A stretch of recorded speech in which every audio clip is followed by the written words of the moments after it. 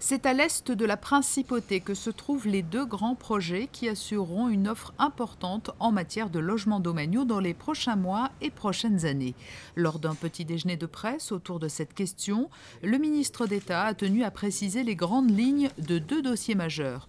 Le premier, baptisé Testimonio 2, verra la construction de nombreux logements domaniaux, mais aussi d'infrastructures publiques. C'est le groupe Marzocco et Vinci Immobilier qui a été retenu pour sa réalisation.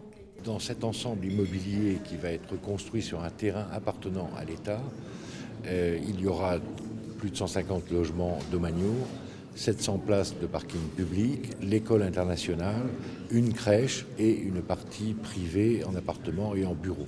Le gouvernement sera très attentif à ce que les pourcentages d'entreprises monégasques qui doivent être associées au projet soient respectés.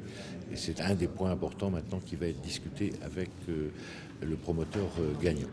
La livraison des appartements domaniaux est prévue à l'horizon 2019 sous réserve du vote préalable du projet de loi de désaffectation.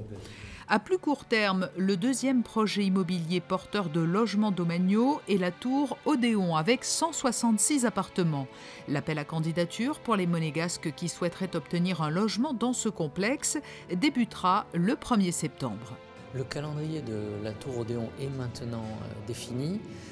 L'appel à candidature aura lieu pour ce qui concerne le retrait des dossiers au mois de septembre. Donc les compatriotes auront tout le mois de septembre pour se rendre à la direction de l'habitat, retirer un dossier et obtenir les informations nécessaires, notamment concernant les loyers et les charges afférents à cette grande opération à l'est de Monaco qui est la livraison de la tour Odéon.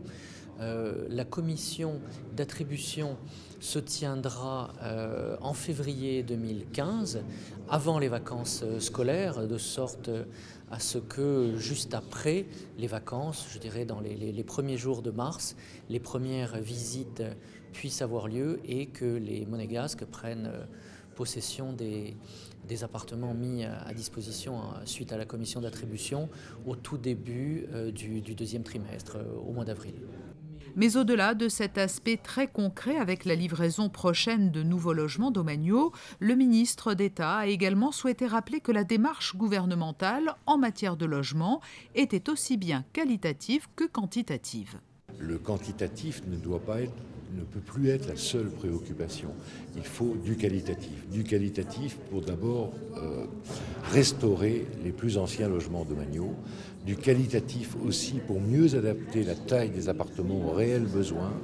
Du qualitatif pour permettre aux personnes dont l'évolution familiale amène des changements dans la composition de la famille à pouvoir plus facilement changer d'appartement. Donc c'est ça le qualitatif, c'est une meilleure adaptation aux vrais besoins des personnes qui sont logées dans les domaniaux. Ce petit déjeuner de presse aura également permis au ministre d'État d'évoquer le futur de l'usine d'incinération. Décision a été prise de la conserver à son emplacement actuel, mais des travaux seront nécessaires dans les années qui viennent.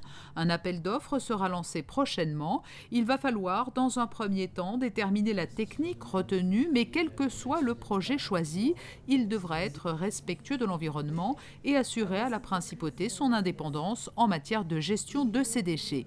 Enfin, sur les relations avec l'Union européenne, Michel Roger a rappelé que des discussions existent depuis 2013, mais aucun fait nouveau majeur n'est intervenu récemment, le respect des spécificités monégasques étant, quoi qu'il en soit, un préalable à toute négociation.